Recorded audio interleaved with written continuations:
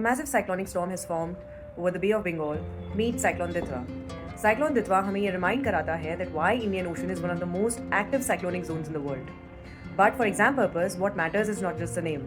It's science, process, impact, and India's preparedness behind it. So let's understand one by one.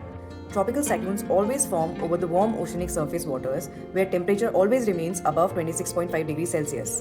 जैसे जैसे गर्म हवा ऊपर उठती है, एक low pressure system create होता है and the surrounding winds spiral inwards under the impact of Coriolis force. जैसे ही moisture condense होगा और साथ साथ में latent heat release होगी, वैसे ही storm intensify होगा. Now let's understand its process. A mature cyclone has three important parts. First is the eye, that is center of the cyclone. The sky here may look clear or cloudy. Winds are slow or absent. Pressure is lowest at the center. When the eye passes over the land, it may feel like the storm has ended, but soon after, the strongest winds return. Second is the eye wall, that is the most dangerous zone.